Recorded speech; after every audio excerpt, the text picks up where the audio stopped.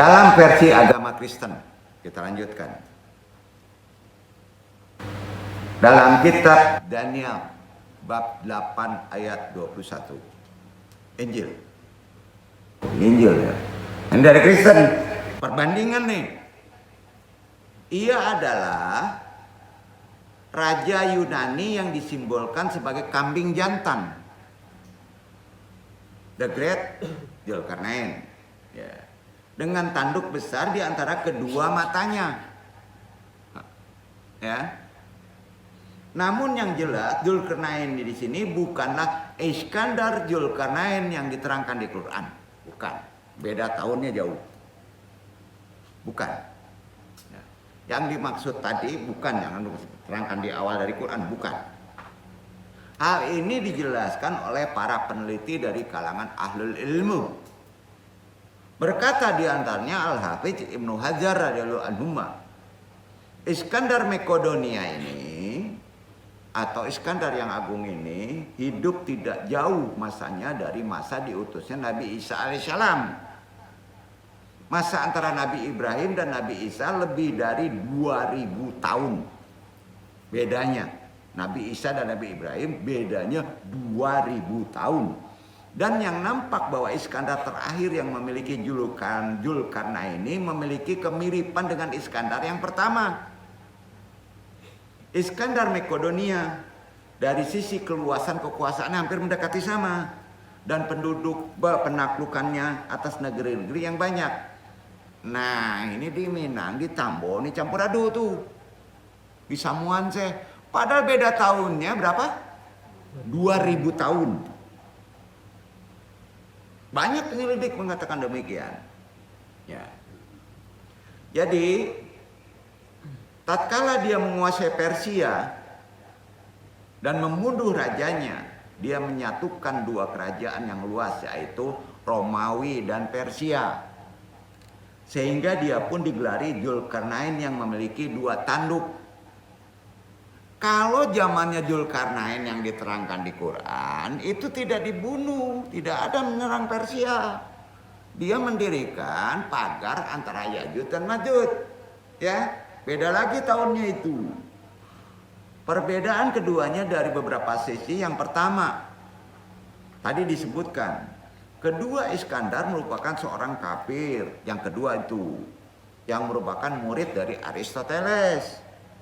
Iskandar the Great yang agung itu murid Aristoteles, dia memerintah di bawah komando Aristoteles dan tidak diragukan lagi tentang kekafirannya kan.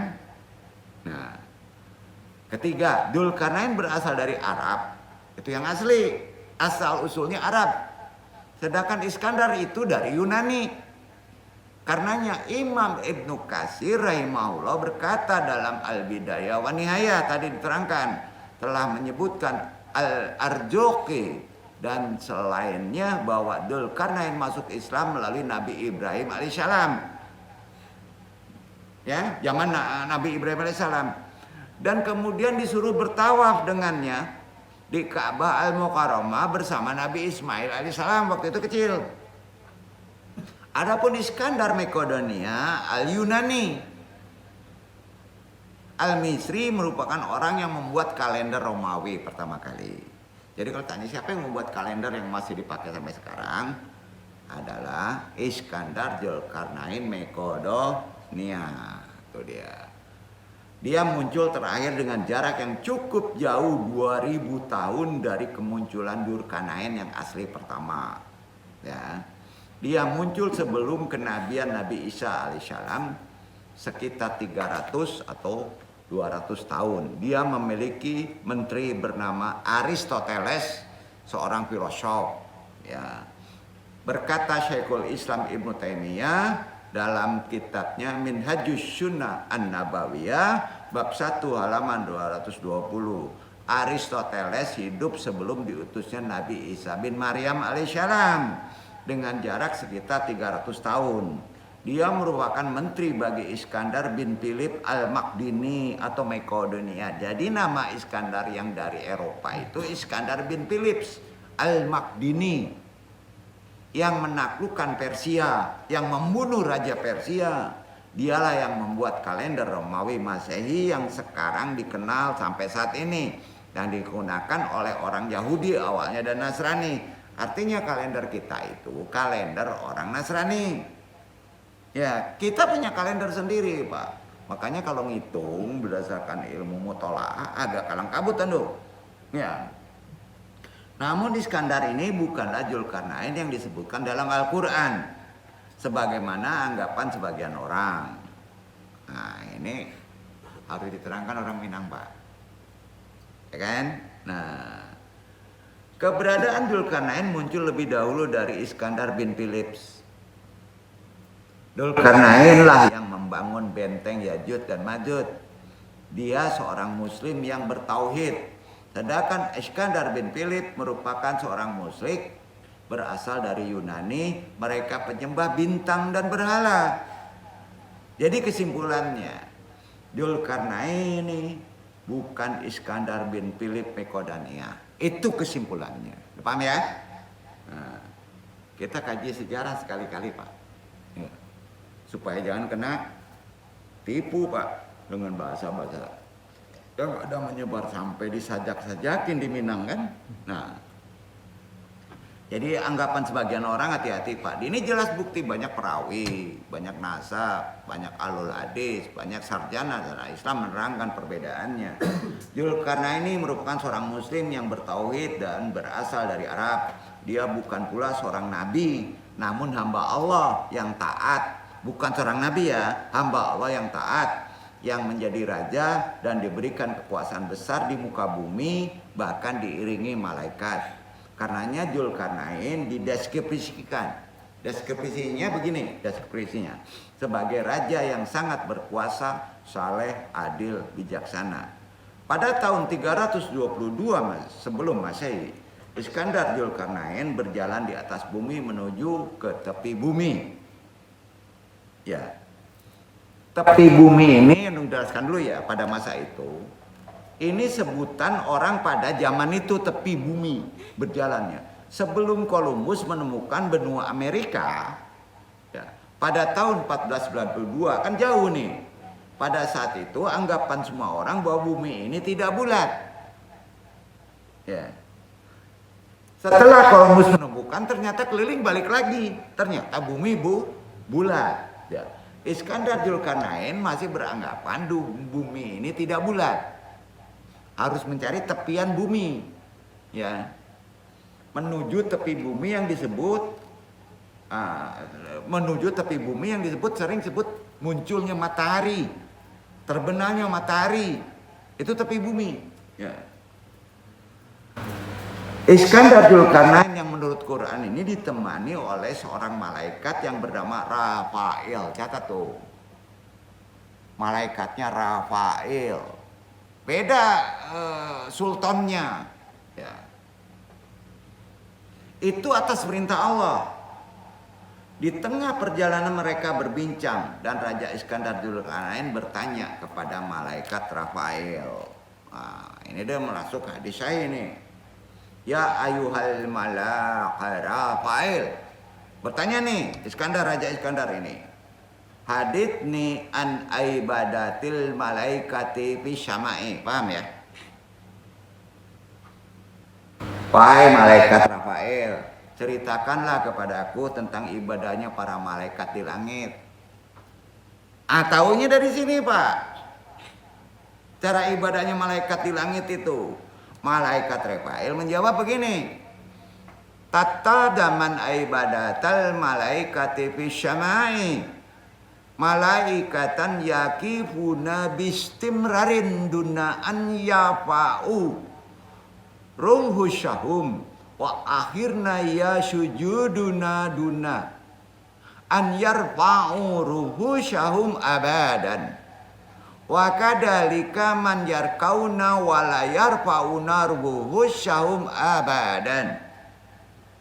Ibadah para malaikat di langit itu diantaranya ada yang berdiri terus menerus tidak mengangkat kepalanya sampai kiamat. Berdiri aja kerjanya tuh. Ada yang sujud tidak mengangkat kepalanya sampai kiamat. Sujud aja. Dan ada pula yang ruku tidak mengangkat kepalanya selama-lamanya sampai kiamat. Jadi gini aja, ruku aja, sujud aja. Anak kita ini karena ada nafsu tungtang tungtang gitu Pak. Ya. Nah, disitulah kan banyak diterangkan oleh ulama. Ya. Dapatnya dari sini Pak. Dari Iskandar Dzulkarnain bertanya kepada malaikat Rafail. Nah, ini hadis saya Pak.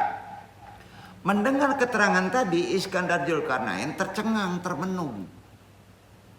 Kok bisa begitu ya lamanya hidupnya gitu. Termenung. Tentu beda akal mereka dengan akal kita. Akal mereka Dzulkarnain ini akal murni tuh enggak. Mendekati akal malaikat, akal asli. Nah, ya. Walaupun ada nafsu, ya Iskandar Dzulkarnain. Dalam pikirannya Iskandar Dzulkarnain timbul keinginan bisa melakukan hal yang sama seperti malaikat itu. Dalam ibadahnya. Lucu kan? Niatnya hanya satu agar dapat beribadah kepada Allah. Lama, selama-lamanya. Kemudian Raja Iskandar berkata kepada malaikat Rafael ini, ya lirwatil amri law angkanani an Aisyah sanawatin abadan lillah. Alangkah senangnya seandainya aku bisa hidup bertahun-tahun supaya bisa beribadah lama kepada Allah. Di sini pangkalnya, dibuka rahasianya oleh malaikat Rafael. Lalu malaikat Rafael ngomong, gini ceritanya. Laqad qala kullahu ta'ala alal admas daranan lil ma'iyud ainul haya. Ainaba al ma'il muhayya. Faman syariba min hujuratin wahidatan falan yamuta hatta yaumil qiyamati au hatta yashallallah ta'ala an yumitahu. Sesungguhnya Allah telah menciptakan sumber air di bumi namanya Ainul Hayat, yang artinya sumber air hidup. Ya. Maka barang siapa yang meminumnya seteguk sedikit saja, maka orang itu tidak akan mati sampai hari kiamat, bukan kekal. Diberi waktu lama sampai kiamat. Banyak Pak orang dikasih waktu lama. Ya kan? Iwan kita abeng umurnya masih muda, isdat dulu. Betul kan? Iwan muda sampai sekarang masih hidup. Alhamdulillah, berarti udah minum air hayat Pak. Iya kan? Panjang-panjang Pak. Jadi kalau ingin panjang umurnya baca nih ayat-ayatnya. Ya Allah berilah ainul hayat. Ya, kira-kira gitu. Ya.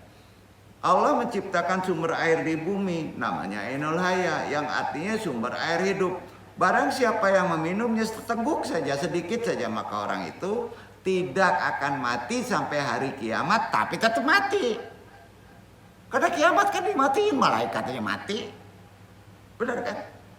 Atau sampai dia memohon sendiri buat kematiannya kepada Allah. Jadi syaratnya gini, kalau udah bosan hidup, banyak aulia itu, amulah bosan hidup ya Allah matikan saya, baru mati. Ada hak minta dimatikan. Kalau nggak diminta, dihidupkan terus. Ada ilmunya rawa rontek. Kira-kira gitu Pak. Ya. Kemudian raja bertanya lagi. Ya. Terangsang nih raja nih. Raja Dzulkarnain. Ayuhal malaku Rafail, hal ta'lamu bimakani wujudi ainul hayat. Wahai malaikat Rafail, apakah Anda tahu di mana gerangan keberadaan ainul hayat tersebut? Tamalong malaikat Rafail. Onde yo manusia. Dia ada nafs kan? Dikaja juga. Ingin kari tambah kari lek kan? Ala cegak kari pula nanti kejaan. Ada apa nih yang ada? Itu sih manusia. Malaikat Rafail terpaksa menjawab, tentu perintah Allah. Hadis ini sahih Pak. Ya. Apa jawabannya? Fil hakikati takmunu mi'ahul hayati fi min takatin mijil matin minal ad. Bahwa sesungguhnya ainul haya itu berada di bagian bumi yang gelap. Cari di bagian bumi yang gelap tuh. Malam hari, enggak begitu maksudnya. Setelah raja mendengar keterangan tersebut, segera raja mengumpulkan para alim ulama pada zaman itu untuk mendiskusikan tentang keberadaan air ainul hayat tadi. Sehingga dari sekian banyak seorang alim ulama itu pun menjawab, fil waqai laqad qaratu data maratin fil wasiyatin Nabi Adam alaihissalam annahu qala innallah auda'a ainal hayati fi batinil ardil mujlimati. Sesungguhnya aku pernah membaca di dalam wasiat Nabi Adam, kata ulama. Aku pernah membaca dalam wasiat Nabi Adam alaihissalam, beliau berkata bahwa sesungguhnya Allah meletakkan ainul haya itu di bumi yang gelap. Tanya Raja Iskandar Dzulkarnain, aina turbati daqainatu? Di manakah tempat bumi yang gelap itu? Orang alim ulama tadi menjawab, ayaindal mawadi'i alladhi tusriku minhu syamsu, yaitu di tempat keluarnya matahari, main cogoknya matahari. Jadi apa-apa kalau ingin panjang umur, kaja tuh mencogok matahari, Pak. Dima kaluanyo. Dalam logika kita lah panjang tuh kan. Tibu bang cari kaja apa matahari, tibu kasinan, tahu-tahu balik lagi ke pangkal. Jadi di tempat keluarnya matahari, kemudian Raja Iskandar pun bersiap-siap mendatangi tempat tersebut dengan menyiapkan 1000 ekor kuda betina yang masih perawan. Kenapa? Kenapa kudanya betina masih perawan? Karena kuda betina yang perawan adalah jenis kuda yang sangat tajam penglihatannya di waktu malam.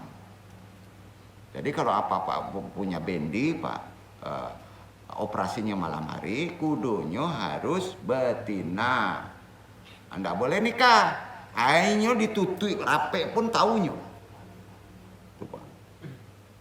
Lalu raja memilih di antara tentaranya dengan membawa 6.000 orang tentara terpilih yang cendekiawan dan ahli mencambuk.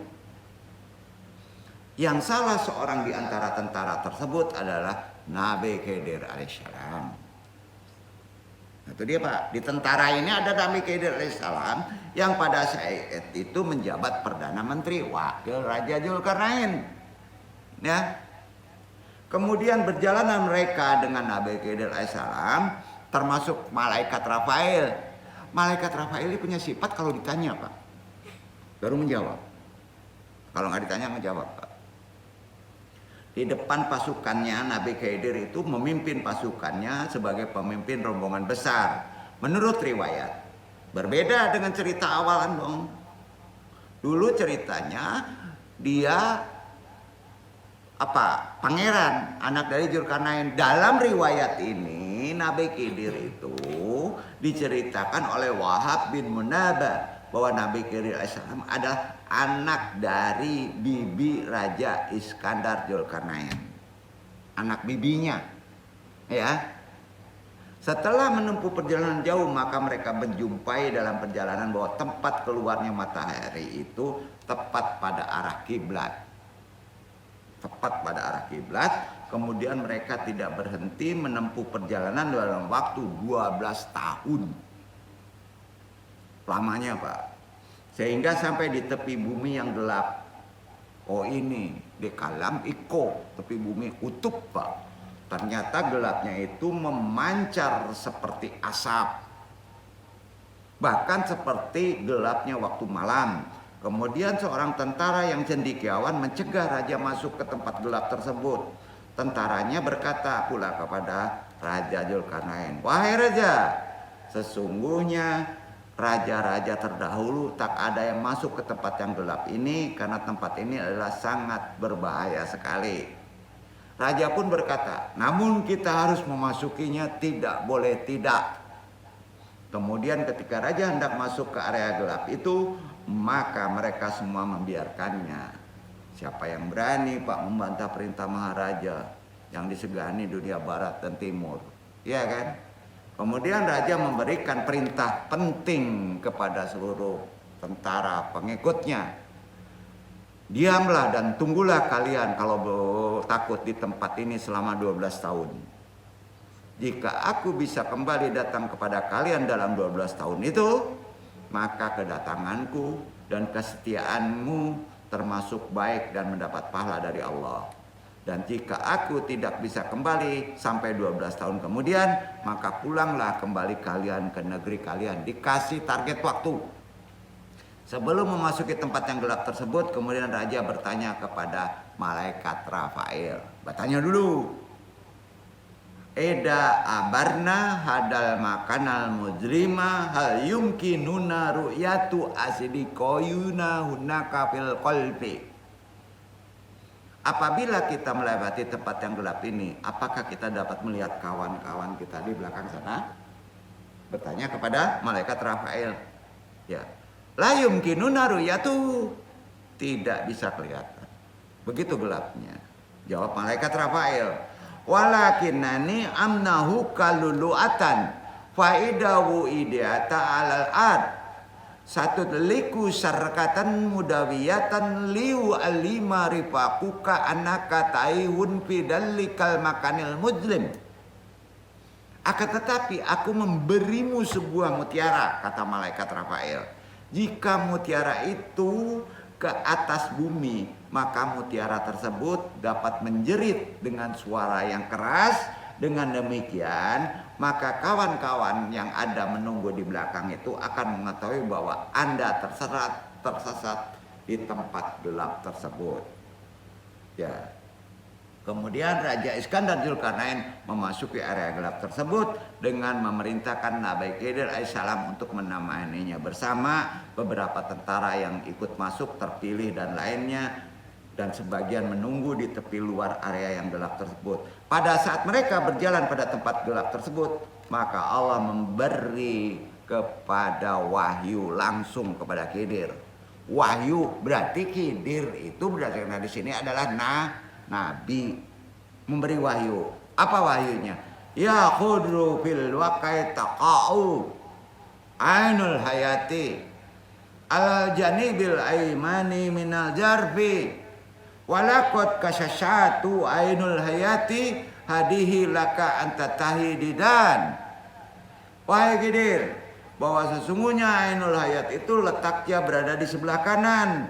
Sedangkan Zulkarnain ke sebelah kiri jalannya, sebelah kanan jurang. Dan ainul hayat ini aku khususkan ini untuk kamu. Allah berkehendak demikian, Pak. Setelah Nabi Khidir menerima wahyu Allah tersebut, maka beliau berkata kepada pasukannya. Jadi ada dua pasukan yang terpisah, yang mengiringi Nabi Khidir. Ya, berkata pada pasukannya, ibqahuna wala tuhadir hadahal makana hatta a'udul. Berhentilah kalian di tempat ini. Janganlah kalian meninggalkan tempat ini sebelum aku datang kembali ke sini. Ditinggalkan tuh pasukannya. Kemudian beliau berjalan menuju ke sebelah kanan. Sebelah kanan jurang, maka didapatilah oleh beliau sebuah air ainul hayah yang menjadi misteri itu. Kemudian Nabi Khidir alaihissalam turun dari kudanya, beliau langsung melepas beberapa pakaiannya dan turun ke ainul hayah, sumber air hidup tersebut, dan beliau terus mandi dan meminum sumber air. Tidak minum, Pak, mandi di ainul hayah itu. Dan beliau mandi, minum sumber air tersebut, maka dirasakan oleh beliau airnya lebih manis daripada madu. Setelah beliau mandi dan meminum ainul hayah tersebut, kemudian beliau keluar dan segera menemui Raja Iskandar. Apakah ngadu? Enggak, Pak. Yang pada saat itu raja tidak tahu sama sekali apa yang telah terjadi terhadap Nabi Khidir, karena beda arah. Ya. Demikianlah sesungguhnya yang bermaksud mencari Ainul Haya adalah Iskandar Dzulkarnain seorang raja, namun Allah berkehendak lain. Karena yang mendapatkan anugerah justru yang hidupnya lama adalah Nabi Khidir alaihissalam. Dan Raja Iskandar Dzulkarnain keliling di dalam tempat yang gelap tersebut selama 40 hari ke arah kiri. Tiba-tiba oleh beliau tampak oleh raja sinar seperti kilat di sebelah kiri tadi jurang. Terlihat oleh raja bumi tiba-tiba berwarna merah kilatan tadi, dan terdengar suara gemercik di bawah kaki kuda. Raja bertanya kepada malaikat Rafael. Jadi malaikat Rafael nempel kepada raja Iskandar.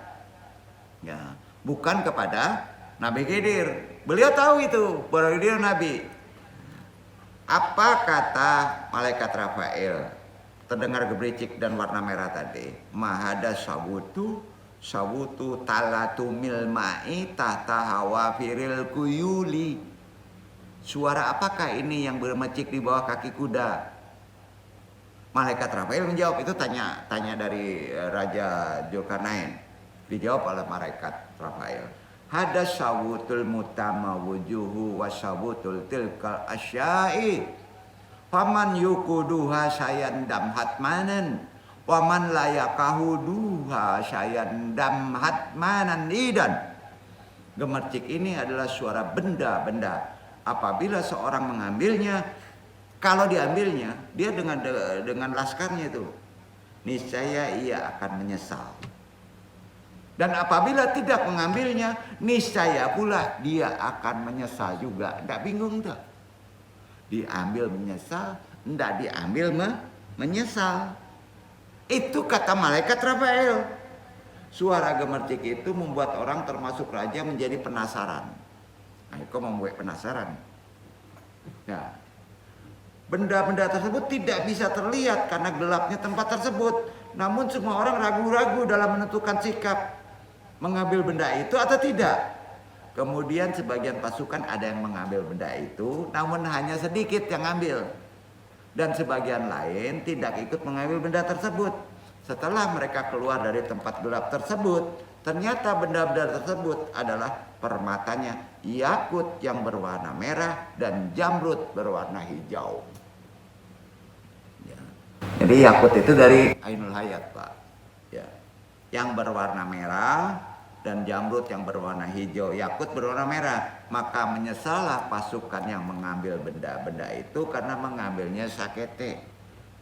Nah, apalagi pasukan yang tidak mengambilnya lebih menyesal lagi. Pasti lebih menyesal lagi. Kenapa mereka bodoh tidak mengambil permata yang mahal harganya? Ingat, permata pada masa raja-raja itu lebih tinggi harganya daripada emas. Sangat dicari. Ya. Demikianlah kisah Nabi Khidir bisa berumur panjang. Jadi kalau ditanya bukti Nabi Khidir bisa berumur panjang, dari adanya kisah-kisah riwayat yang menyebutkan bahwa beliau sudah ada sejak zaman Nabi Musa alaihissalam. Lalu beliau juga pernah bertemu dengan Rasulullah SAW. Nabi Khidir pernah bertemu dan bahkan pernah berguru ilmu fikih kepada Imam Abu Hanifah. Nah, ya, setelah berguru pada Imam Abu Hanifah, beliau mengajarkan ilmu kepada Abu Qasim Al-Qushairi. Ya. Yang jenius, pernah menulis 1000 kitab dan dalil-dalil yang menyatakan bahwa Khidir itu telah mati. Dalilnya nih, yang pernah mengatakan bahwa Nabi Khidir itu telah mati, Allah berfirman, Al-Anbiya ayat 34, Iqra Iwan.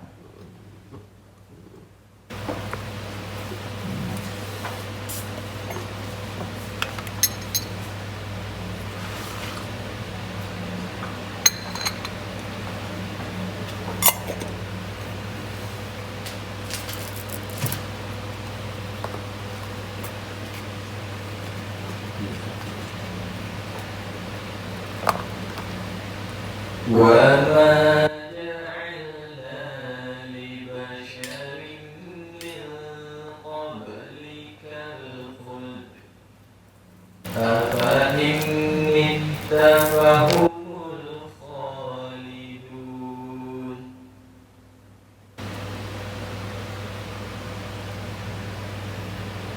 Kami tidak menjadikan hidup abadi bagi seorang manusia pun sebelum kamu Muhammad.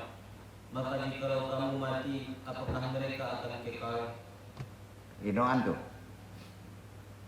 Kami tidak menjadikan kehidupan abadi bagi seorang manusia pun sebelum kamu Muhammad. Ya. Maka jikalau kamu mati kepada Muhammad, apakah mereka akan kekal? Pertanyaan satu. Apakah mungkin orang yang sudah mati sebelum keberadaan Nabi Muhammad bisa dikatakan hidup kekal? Dan jika pun Rasulullah telah wafat, mereka akan kekal? Sedangkan Allah tak menghendaki mereka hidup kekal.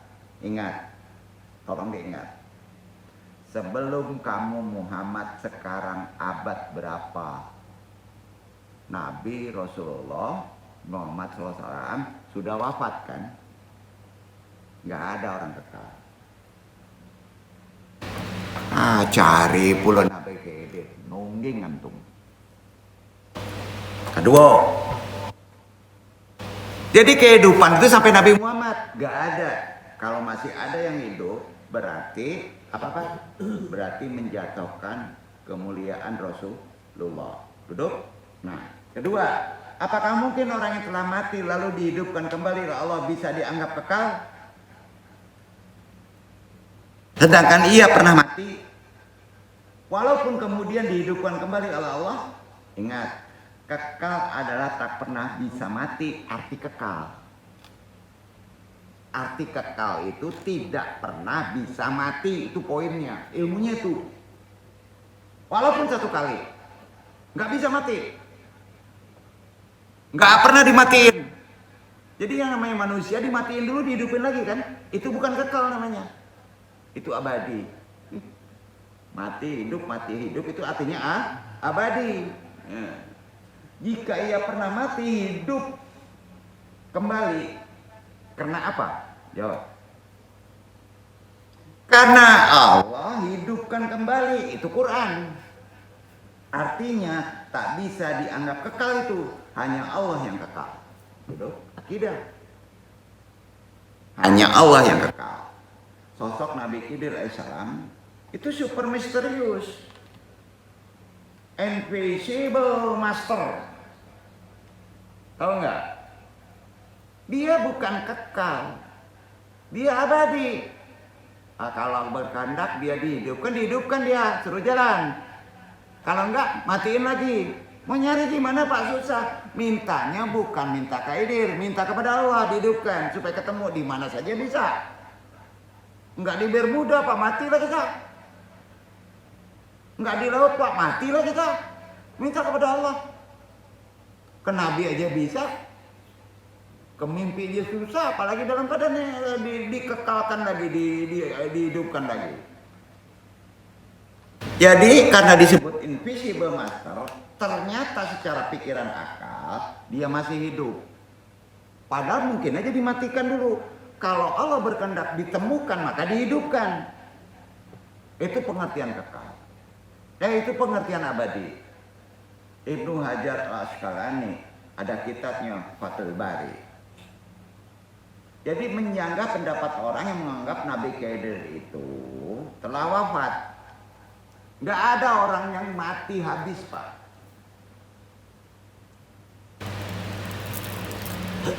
Ada ungkapan makna hadis, yaitu uraian yang menekankan bahwa Nabi Khidir itu masih hidup sebagai manusia. Bisa saja kalau Allah berkehendak. Karena apa? Ia manusia maksus namanya. Tahu maksus? Nabi Khidir itu satu-satunya manusia yang maksus, yang dikhususkan oleh Allah. Kapan saja dihidupkan, dimatikan, dihidupkan, dimatikan. Itu jawabannya. Jadi dia tidak menggeser keterangan Quran perkara kayak gitu. Duduk ya. Bukan gentayangan hidup terus sekarang, bukan begitu Pak. Ruh lepas meninggalkan alam barzah berkeliling di alam dunia dengan jasadnya yang masih baru, itu disebut mutajasidah atau behidah. Begitu Pak. Beda itu enggak Nabi Khidir saja, ulama keren juga bisa begitu. Jadi itu yang disebut maksus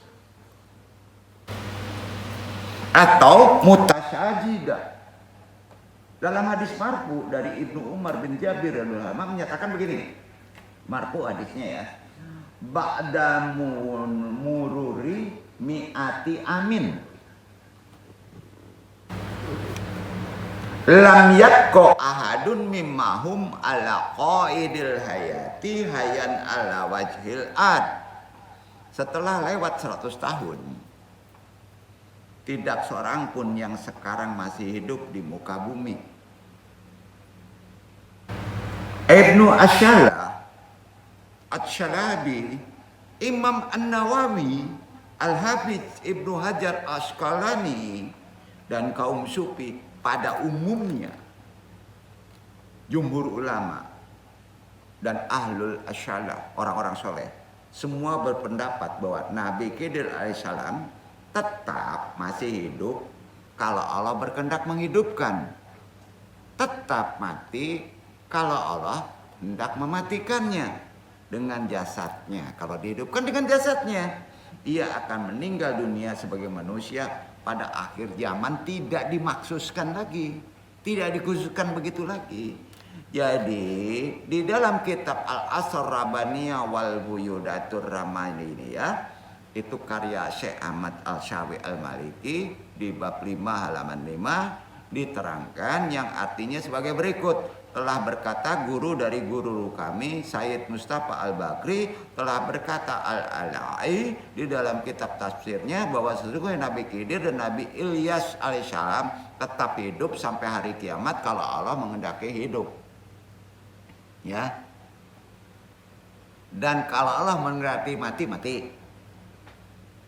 Menggeser akidah enggak perkataan begitu? Enggak, Pak. Dan dinukil oleh Al-Mawardi bahwa dia adalah malaikat. Hampir sama sifatnya, tapi bukan malaikat yang berjasad. Bahasanya malaikat yang berjasad itu ada di dua manusia, Nabi Khidir dan Ilyas. Tapi bukan malaikat, dianggap malaikat yang berjasad dalam rupa bentuk manusia. Akan tetapi Al-Hafidz bin Abidijah menyerahkan saja perkara ini dengan perkataannya, kami tidak mengetahui apakah malaikat atau nabi atau hamba yang soleh atau wali, tidak. Cari aman nih ulama ini, ya gitu Pak. Karena memang sulit memahami konteks-konteks ini. Jadi di antara para komentator besar di dunia hadis-hadis yang dinyatakan bahwa Khidir masih hidup kalau Allah menghendaki hidup adalah sarjana hadis terkenal Syekh Al-Islam Taqiyuddin Abu Umar Ibnu Salah, pelestari hadis besar Ibnu Al-Hajar Asqalani, sarjana pelestari hadis besar Kamil Al-Hafidz Abu Ja'far Tahawi, pemuka agama dan pelestari hadis terkenal sarjana hukum Imam Suyuti Jalaluddin, Imam Rabbani, komentator besar Ibnu Katsir, Ismail Haqi Basyarfi, penulis konventari Ruhul Bayan, dan sarjana besar Islam Bidui Zaman Said Nursi. Allah yang menghidupkan, Allah yang mematikan. Dasarnya mana? Dibaca Al-Ghafir ayat 68. Iqra Iwan.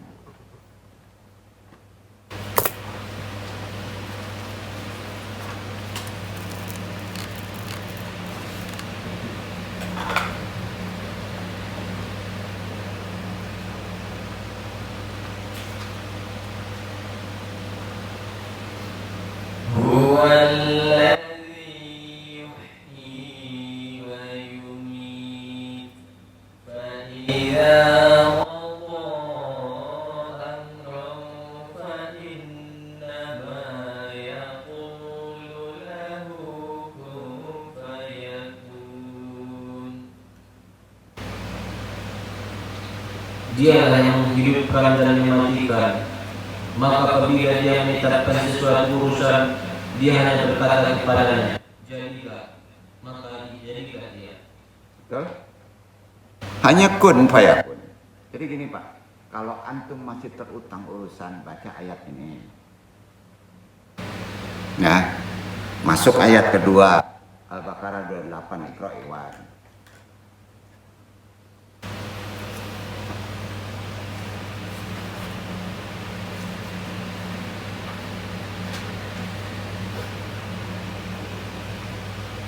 كيف تكفرون بالله وكنتم أمواتا فأحياكم ثم يميتكم ثم يحييكم ثم إليه ترجعون. Benarkah kamu kafir kepada Allah, padahal kamu tadinya mati? Lalu Allah menghidupkan kamu, kemudian kamu dimatikan dan dihidupkannya kembali. Kemudian kepadanya lah kamu dikembalikan. Jadi gini, kalau kamu susah bener baik, kafir, jolin, baca ayat ini. Baca ayat ini supaya Allah membalikan kemudian kamu. Ayat pertama, kalau kamu terbebani suatu masalah, masih ada utang, masih ada amanah, dikasih atribut untuk reproduksi supaya membuat anak, tapi nggak digunakan atau mati, baca ayat tadi. Kalau takut dalam perjalanan ada masih muda lo, alun kawin, alun ngasih rezeki, alun memberi rezeki kepada orang tua, baca ayat pertama. Al-Ghafir ayat 8, menghilangkan katrat, tahu nggak? Perkara mati nggak ada yang tahu, tapi permohonan supaya panjang umur boleh. Duduk gak? Ya kan? Kalau terkait masalah akhlak, supaya antum tidak kafir, baca ayat Al-Baqarah 28. Ditutup Quran surat Yunus ayat 56. Penutupnya itu, antum yang baca ya. Huwa yuhyi wa yumitu walaihi turja'un. Dialah yang menghidupkan dan mematikan dan hanya kepadanya lah kamu dikembalikan. Itu penutup ayat terakhir. Jadi ada 3 amalan. Kalau antum merasa takut mati, sering-sering baca Al-Ghafir ayat 68, Al-Baqarah 28, Yunus 56. Ayat ini dibaca mat surat langsung bulat. Bukan kepada orang yang asirullah lah tua 70, nan mudo baca tuh. Karena nan mudo masih banyak utang, itu ilmu panjang umur Pak. Terkait disitulah antum kalau pakai ai jadi ainul hayat, itu ayat tadi. Kun fa yakun minum lah Pak. Panjang umur antum. Alhamdulillah. Sampai Pak. Ini manfaatnya ada untuk kita. Karena takut mati itu natural. Karena kita tidak kuat iman kita bolak-balik. Paham ya? Supaya jangan stres. Naik kendaraan boleh baca ayat ini Pak. Supaya panjang umur. Tajun duo. Tapi KAI Pak. Ya, enggak mati Pak. Kan? Itu udah tajun ke gunung Pak. Pacang plus adanya kan. Alhamdulillah, mudah-mudahan ini di part 1 dan 2 ini ada amalan tadi 3 ayat memakan untuk kita dan menjadi faedah untuk kita, dan setidaknya kita tahu tarik sejarah-sejarah yang perlu dijelaskan. Faedah dong. Wassalamualaikum warahmatullahi wabarakatuh.